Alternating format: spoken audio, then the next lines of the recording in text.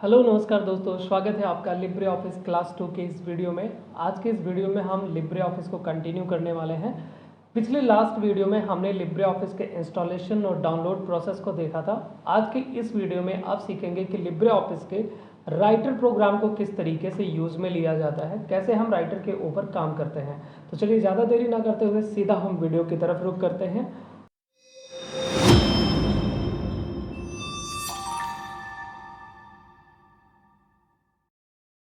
तो जैसा कि आप देख पा रहे हैं, ये हमारा एक डेस्कटॉप स्क्रीन है। इस डेस्कटॉप स्क्रीन पे हो सकता है कि आपके इंस्टॉल करने के बाद लिब्रे ऑफिस नाम का सॉफ्टवेयर यहाँ पे दिखाई दे। अगर दिखाई दे रहा है तो आप उस पर क्लिक कर सकते हैं, अदरवाइज आप यहाँ सर्च बार ऑप्शन पे जा करके राइटर टाइप करेंगे। ठीक है, जैसा कि मैंने लास्ट वीडियो में भी बताया था कि आपको यहाँ पे राइटर टाइप करना है और राइटर अभी यहाँ पे प्रोग्राम खुल के आ जाता है और आपको उस पर क्लिक कर देना है, जैसा कि आप यहाँ पे देख पा रहे हैं राइटर ओपन हो जाता है। तीसरा तरीका यह होता है राइटर ओपन करने का कि आप रन कमांड मेथड का यूज कर सकते हैं। आपको अपने कीबोर्ड में विंडो के साथ में आर बटन दबानी है। विंडो और आर बटन दबाते ही आपके सिस्टम पे, आपके स्क्रीन पे यहाँ पे एक रन डायलॉग बॉक्स आता है। इस रन डायलॉग बॉक्स में जिस भी प्रोग्राम को हम ओपन करना चाहते हैं उस प्रोग्राम का रन कमांड टाइप कर देते हैं। जैसे राइटर का रन कमांड होता है यस राइटर। अब रन कमांड क्या है? रन कमांड बेसिकली हर एक प्रोग्राम का एक कीवर्ड होता है, ओके, जिसको हम टाइप करके अपने उस प्रोग्राम को ओपन कर सकते हैं। तो जैसे राइटर के लिए यस राइटर, कैल्क के लिए यस कैल्क और इम्प्रेस के लिए यस इम्प्रेस होता है। और साथ ही साथ एक चीज़ और आपको समझ लेना चाहिए कि जो राइटर प्रोग्राम होता है उसका जो डिफ़ॉल्ट मैं बोल रहा हूँ, उसका जो एक्सटेंशन नेम होता है, एक्सटेंशन नेम हमारी फाइल की, हमारे प्रोग्राम की पहचान को दिखाता है कि हम जो फाइल ओपन कर रहे हैं वो किस प्रकार की, किस सॉफ्टवेयर की फाइल है। ठीक है, हमारा सिस्टम उसी एक्सटेंशन नेम के द्वारा ही समझ पाता है कि हमारी जो फाइल है वो किस प्रोग्राम की फाइल है, जिसको हम एक्सटेंशन नेम कहते हैं। आपने सुना होगा ना .mp3, .mp4, तो ये एक्सटेंशन नेम ही होते हैं .mp3, mp4। ओके, तो अभी हम क्या करते हैं, तो आपको क्या करना है, विंडो आर बटन दबानी है और यहाँ पे राइटर टाइप करना है और ओके करना है। जैसे ही इतना करेंगे तो राइटर आपका ओपन हो जाता है। इसके बाद में आपको यहाँ पे जब भी आपके सामने ये राइटर प्रोग्राम ओपन हो जाएगा कुछ इस तरीके से दिखाई देगा। इसके इंटरफेस के बारे में समझ लीजिए, जो आपके इस स्क्रीन पे दिखाई दे रहा है। सबसे ऊपर वाली पट्टी को हम टाइटल बार कहते हैं। उसके नीचे जो पट्टी यहाँ पे नज़र आ रही है इसको हम मेन्यू बार कहते हैं। उसके नीचे स्टैंडर्ड बार होता है, standard tool bar. Standard tool bar के नीचे यहाँ पे हमारा ये फॉर्मेटिंग टूल बार नज़र आता है। फॉर्मेटिंग टूल बार के नीचे इसको हम रूलर बोलते हैं। ये हमारा हॉरिजॉन्टल रूलर है और यहाँ पे ये वर्टिकल रूलर है। यहाँ पे हमारा स्क्रॉल बार होता है जहाँ से हम पेज को ऊपर और नीचे कर सकते हैं और दाएं बाएं भी करने के लिए यहाँ पे स्क्रॉल बार नजर आता है, बट अभी वो हाइड है। सबसे नीचे प्रोग्राम की जो पट्टी है इसको हम स्टेटस बार कहते हैं, जहाँ पे हमें ये पता चलता है कि कितना पेज हमने ओपन किया है, कितना कैरेक्टर वगैरह हमने लिखा हुआ है और हमारा पेज यहाँ देख सकते हैं कि कितना % जूम है, ये भी हमें यहाँ पे पता चल जाता है। एग्जाम में क्वेश्चन आता है कि राइटर को हम मैक्सिमम और मिनिमम कितना % जूम कर सकते हैं। तो अगर हम मैक्सिमम की बात करें तो ये जाएगा 600% तक। ठीक है, यहाँ प्लस के आइकॉन पे क्लिक करके आप इसको पूरा फुल जूम कर सकते हैं। इस तरह माइनस पे क्लिक करके आप जूम आउट कर सकते हैं, जो कि 20% तक जाता है। ठीक है, 20 पे क्लिक करेंगे 100% पे वो सेट हो जाएगा। और यहाँ पे ये आपका पेज नज़र आ रहा है। तो यहाँ अब हमें आज इस फर्स्ट वीडियो में, राइटर की फर्स्ट वीडियो में, आपको ये फॉर्मेटिंग टूल बार पे जो ऑप्शन नज़र आ रहे हैं इन ऑप्शन को समझना है कि इनका काम क्या है। ठीक है, बहुत ही सिंपल से ऑप्शन होते हैं तो इनको हम समझ लेते हैं। तो मैं यहाँ पे अब इनको प्रैक्टिस करने के लिए, हमें इनको समझने के लिए कुछ ना कुछ लिखना पड़ेगा। अब या तो हम कुछ यहाँ पे लिख सकते हैं या फिर हम यहाँ पे राइटर के द्वारा कुछ फंक्शन का इस्तेमाल करके यहाँ पे कुछ पैराग्राफ इंसर्ट कर सकते हैं। और पैराग्राफ इंसर्ट करने के लिए आपको लिखना होगा डी टी का मतलब है डमी टेक्स्ट, और फिर F3 बटन को दबाना है। जैसे ही F3 बटन दबाते हैं आपके यहाँ स्क्रीन पे, यानी कि आपके पेज पे एक डमी पैराग्राफ आ जाता है। इस पैराग्राफ के ऊपर इन ऑप्शन की प्रैक्टिस की जा सकती है। अब समझते हैं पहले ऑप्शन का क्या काम है। ठीक है, एक एक ऑप्शन को बहुत ध्यान से समझेंगे। तो अगर हमें ये जानना है कि पहले ऑप्शन का क्या काम है, क्या नाम है, तो इसका नाम होता है फॉन्ट नेम, जिसका काम है हमारे फॉन्ट स्टाइल को, हमारी लिखावट को चेंज कर देना। मतलब जैसा कि मैं यहाँ पे कुछ लिखा हूँ, अगर मुझे ये चीज़ समझ में नहीं आ रही है कि ये चीज़ कैसे लिखी गई है ना, मुझे इसकी लिखावट चेंज करनी है, इसके स्टाइल को बदलनी है, तो मैं सेलेक्ट करके यहाँ पे जाके क्लिक करूँगा और यहाँ जाने के बाद में जैसे ही मैं इस पर क्लिक करता हूँ तो अलग अलग टाइप की फॉन्ट स्टाइल आ जाती है। इस फॉन्ट स्टाइल में हमें जो भी फॉन्ट स्टाइल पसंद है बस क्लिक कर देना है। क्लिक करते ही हम देखेंगे फॉन्ट की स्टाइल जो थी वो बदल गई। ओके, अब अगर यहीं पे मैं ये कहता हूँ कि इसकी फॉन्ट की साइज को बढ़ा दिया जाए, तो फॉन्ट की साइज जो हमने सेलेक्ट किया है, हम यहाँ पे जाएंगे, बगल में ऑप्शन है फॉन्ट की साइज के नाम से, यहाँ क्लिक करना है। फॉन्ट साइज को कितना ज़्यादा बढ़ाना है हम यहाँ से सेट कर लेंगे और क्लिक करते ही फॉन्ट की साइज उतनी बढ़ जाती है। फिर से हम यहीं से इसको वापस रीसेट भी कर सकते हैं, अपना जो भी है उसको चूज कर सकते हैं। नेक्स्ट ऑप्शन आता है बोल्ड। अगर हम अपने फॉन्ट को बोल्ड करना चाह रहे हैं, थोड़ा सा मोटा दिखाना है अगर हमें, तो सेलेक्ट करेंगे पहले उतने टेक्स्ट को और यहाँ बोल्ड पे जाके क्लिक कर देंगे। अब आप देख रहे हैं ये इनकी अपेक्षा थोड़ा ज़्यादा बोल्ड नज़र आ रहा है। अगर किसी भी टेक्स्ट को, जैसे मैंने इस लाइन को यहाँ पे सेलेक्ट किया, मैंने कहा इसको हल्का सा तिरछा दिखाना है, जिसको हम बोलते हैं इटैलिक करना, तो इटैलिक करने के लिए हमें बस यहाँ आई पे जाके क्लिक करना है और ये चीज़ हमारी तिरछी में नज़र आएगी, यानी इटैलिक हो जाएगी। दोस्तों ये शॉर्टकट है, आपको इन ऑप्शन पे क्लिक करने से अच्छा है कि इनके प्रैक्टिस करिए शॉर्टकट के थ्रू। जैसे अगर हम इसके ऊपर कर्सर लेके जा रहे हैं तो उसका नाम क्या आ रहा है, बोल्ड, प्लस इस शॉर्टकट भी आ रहा है, तो हमें शॉर्टकट ही प्रैक्टिस करनी चाहिए। देखिए कंट्रोल बी मैंने जैसा ही किया ये बोल्ड हुआ, वापस कंट्रोल के साथ में बी बटन दबाएंगे तो ये बोल्ड से हट जाएगा। ठीक है, तो इस तरीके से आप बोल्ड कर सकते हैं और बोल्ड से हटा भी सकते हैं। आपने इटैलिक कर रखा है, कंट्रोल आई करिए फिर से सीधा हो जाएगा। अंडरलाइन करना है, कंट्रोल यू करिए, उसके बगल वाला ऑप्शन है तो ये अंडरलाइन हो जाएगा, है ना। अगर हमें इस चीज़ को बीच से काटना है, कई बार ऐसी ज़रूरत पड़ती है कि शब्द हमने कुछ लिखा हुआ है मैटर और हमें बीच से उसको काट देना है, तो अगर शब्दों को बीच से काटना है तो हम क्या करने वाले हैं, यहाँ पे अंडरलाइन के बगल में एक ऑप्शन आता है स्ट्रिक थ्रो के नाम से, हमें बस इस स्ट्रिक थ्रो पे जाकर के क्लिक कर देना है। तो जैसे ही हम इस पर क्लिक करेंगे आप देख पा रहे हैं कि हमारा जो शब्द था वो बीच से कट चुका है ना, और फिर से वापस यहीं पे क्लिक करेंगे तो ये हमारा नॉर्मल हो जाएगा। ठीक, अंडरलाइन भी अगर हम यहीं पे वापस क्लिक कर देते हैं तो ये अंडरलाइन भी हट जाती है।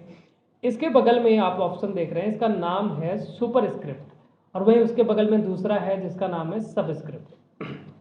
मान लीजिए कि कल को आप किसी प्रकार का कोई अपना डॉक्यूमेंट बना रहे हैं और कोई चीज़ आपको पावर के रूप में लिखनी है ना।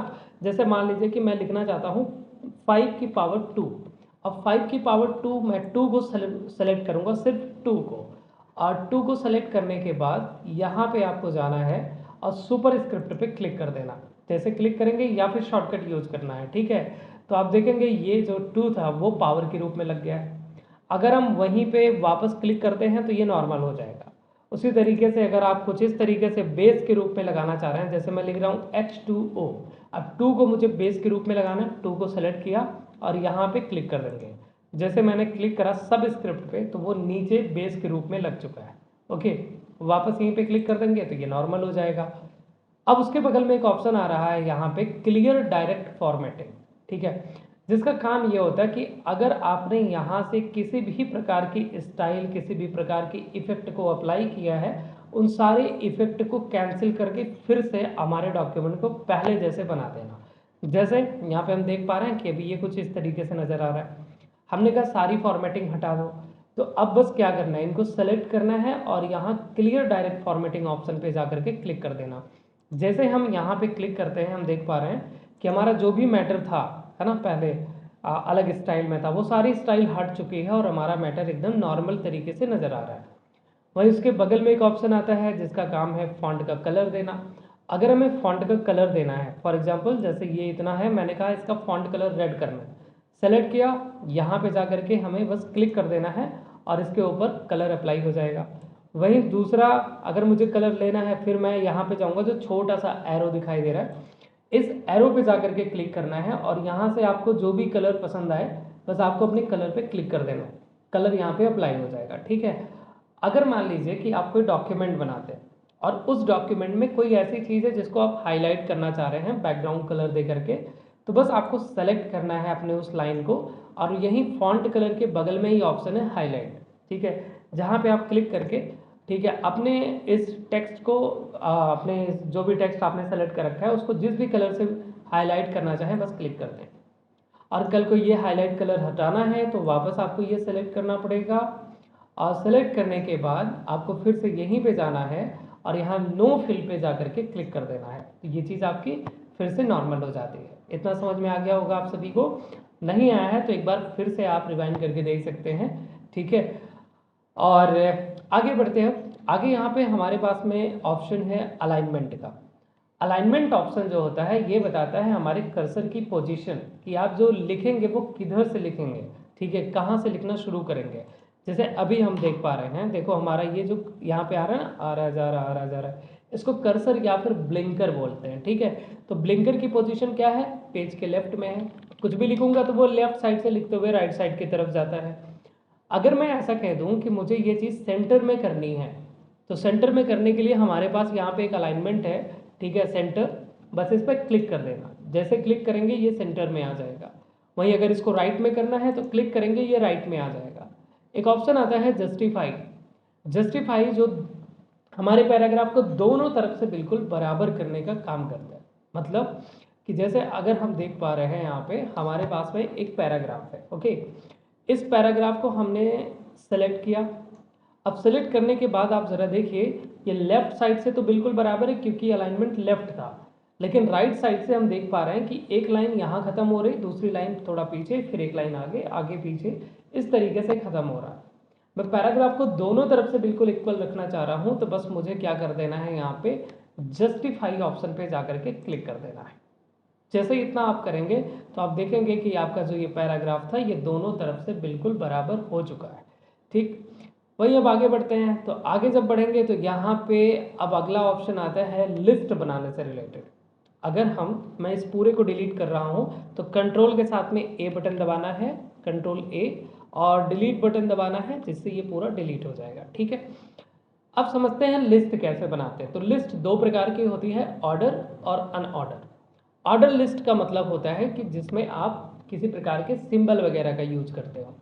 अनऑर्डर लिस्ट का मतलब अनऑर्डर लिस्ट को ही बुलेट लिस्ट भी कहा जाता है। वहीं ऑर्डर लिस्ट का मतलब है कि आप किसी प्रकार के नंबर का या अल्फ़ाबेट का इस्तेमाल करते हो, ठीक है। चलिए बनाते हैं। जैसे मैं इस तरीके से लिख रहा हूँ कंप्यूटर कोर्स, ठीक है, कंप्यूटर कोर्स। अब मैंने कहा यहाँ पे मुझे लिस्ट वाइज लिखना है कंप्यूटर कोर्स को। लिस्ट वाइज का मतलब, तो मैं यहाँ पे क्या करने वाला हूँ, मान लीजिए मैं इधर गया जहाँ से मैं एक बुलेट लिस्ट या फिर कह सकता हूँ अनऑर्डर लिस्ट बनाऊंगा। तो यहाँ से मैं किसी भी प्रकार का एक सिंबल चूज कर लूँगा, ठीक है। क्लिक कर दिया, सिंबल लग गया। सिंबल लगने के बाद में अब मैं यहाँ पे जो भी लिखना चाहूँ, है ना, तो बस मैं यहाँ पे लिखना शुरू करता हूँ। जैसे मैं यहाँ पे लिखता हूँ नाइलेट कोर्स, ठीक, और एंटर करता हूँ। अब नाइलेट कोर्स के अंतर्गत मुझे कुछ चीज़ें लिखनी है। तो कर्सर जो कि अभी एकदम बिल्कुल इसके इक्वल आ रहा है, मैं चाहता हूँ कर्सर थोड़ा सा आगे चला जाए। अब कर्सर को आगे ले जाने के लिए आप देखेंगे एक ऑप्शन यहाँ पे मिलेगा जिसको कहते हैं इंक्रीज इंडेंट। अगर हमें पीछे कुछ जगह छोड़ के आगे की तरफ जाना है, तो यानी जो पीछे जगह छोड़ती है उसी जगह को इंडेंट बोलते हैं। तो इंडेंट छोड़ने के लिए आपको इस पर क्लिक करना पड़ेगा या टैब बटन दबाना है। अभी क्वेश्चन आता है कि जब आप इंडेंट पे क्लिक करते हैं या फिर जब आप टैब बटन दबाते हैं तो आपका कर्सर कितना इंच आगे जाता है, तो इसको आपको नोट डाउन कर लेना है। 0.75 इंच हमारा जो कर्सर होता है वो आगे पहुंच जाता है, ठीक है। अब 0.5 इंच, ठीक है। तो यहाँ पे जैसे मैं क्लिक करूँगा इस इंडेंट ऑप्शन पे, तो हमारा जो कर्सर था वो यहाँ से यहाँ आ चुका है ना। अब मैं इसमें जो भी लिखना चाहूँ, जैसे कि मैं लिखता हूँ मान लीजिए ओ लेवल, ठीक। इसके बाद फिर मैं एंटर करके लिख रहा हूँ CCC और CCCCC। एक लिस्ट के अंदर लिस्ट बना लिया, ठीक है। ओ लेवल और CCC हमने यहाँ पे टाइप करा। अब जैसे ही हम एंटर करेंगे कर्सर हमारा फिर से नीचे आता है, और अब हमें मान लीजिए कि वापस अपने उसी सेम पोजीशन पे जाना है जहाँ से हम आगे हुए थे। तो अगर मुझे फिर से यहाँ पे कर्सर लेके आना है तो अब की बार हम यूज करने वाले हैं यहाँ पे डिक्रीज इंडेंट नाम का ऑप्शन। तो जैसे मैं डिक्रीज इंडेंट पे जाऊँगा, क्लिक करूँगा, तो मेरा कर्सर फिर से अपने बैक पोजीशन पे आ जाता है। अब वापस मैं यहाँ पे जो भी लिखना चाहूँ, जैसे मैं लिखता हूँ डिप्लोमा कोर्स, ठीक है, तो ये एंटर करूँगा। अब डिप्लोमा कोर्स के अंतर्गत कुछ लिखना है और आगे चलना है, तो फिर से हम क्या करने वाले हैं, इंडेंट ऑप्शन पे जाके क्लिक कर देंगे, इंक्रीज इंडेंट पे। तो यहाँ पे अब आप जो भी लिखना चाहें वो लिख सकते हैं, DCA लिख सकता हूँ मैं यहाँ पे, मतलब जो भी लिखना चाहो। ओके, तो कुल मिला के आपको ये समझना था कि लिस्ट को बनाया कैसे जाता है, इस तरीके से लिस्ट बनती है। वही अगर मैं यहाँ पे ये चाहता हूँ कि ये नंबर फॉर्मेट में आ जाए, तो उसके बगल में यहाँ पे ये ऑप्शन है, क्लिक करेंगे, जो भी स्टाइल चूज करनी है बस क्लिक कर देना, उस स्टाइल में ये कन्वर्ट हो जाएगा। वहीं अगर मुझे ये सब कुछ एक ही बार में बदलना है तो मैं सेलेक्ट करके मैं जाऊंगा यहाँ पे क्लिक करूंगा, ठीक है, जो तीसरे नंबर पे ऑप्शन है, और हमारी सारी स्टाइल एक ही बार में देखिए बदल गई, है ना। तो दोनों एक साथ बदलना है तो यहाँ से, तो इतना समझ में आ गया होगा आपको कि लिस्ट कितने प्रकार की है, किस तरीके से लिस्ट बनाना है, जगह कैसे छोड़ना है, आगे की तरफ कैसे जाना है। अब समझते हैं यहाँ पे ये ऑप्शन जिसका काम है हमारे इस लाइन के बीच स्पेस को बढ़ाना। तो अगर मुझे लाइन की स्पेसिंग को बढ़ाना है, मैं यहाँ पे जाके क्लिक करूँगा, जितना भी स्पेसिंग देना है बस क्लिक कर दो, आपके देखेंगे लाइन के बीच में उतनी स्पेस आ जाती है। ओके, फिर से मुझे स्पेस कम करना है, मैं यहीं पे क्लिक कर दूंगा, स्पेस कम हो जाएगा। अब इसके बगल में एक ऑप्शन आता है जो पैराग्राफ के बीच में स्पेस को बढ़ाता है, पैराग्राफ, है ना, हर लाइन एक नया पैराग्राफ है, तो इसलिए ये यहाँ पे स्पेस को बढ़ा रहा है। उसके बगल में यहाँ से पैराग्राफ के बीच स्पेस को कम किया जा सकता है। तो दोस्तों आज की इस वीडियो में हमने टोटल फॉर्मेटिंग टूल बार के बारे में समझ लिया है, ठीक है। आप एक बार इस चीज़ को 2 बार 3 बार 4 बार बढ़िया से प्रैक्टिस करें, कोई दिक्कत रहती है तो आप प्लीज़ मुझे इन्फॉर्म करें, ठीक है। हालांकि ये प्राइवेट वीडियो है तो इसमें कमेंट नहीं होगा, बट आप मैसेज कर सकते हैं, आपकी जो भी प्रॉब्लम हो आप डायरेक्ट हमें मैसेज कर सकते हैं, ठीक है, नो प्रॉब्लम। हम उसको आपको सोल्यूशन देंगे, जो भी उसका देखेंगे कि कैसे वो प्रॉब्लम सही हो सकती है। तो उम्मीद करता हूँ कि ये वीडियो आपको पसंद आई होगी। अगर वीडियो पसंद आई हो तो प्लीज़ लाइक करें, और चैनल को अभी तक सब्सक्राइब नहीं किए हैं तो प्लीज़ सब्सक्राइब भी कर लें चैनल, ठीक है। तो मिलते हैं अगली वीडियो में, तब तक के लिए thank you so much, bye bye, take care.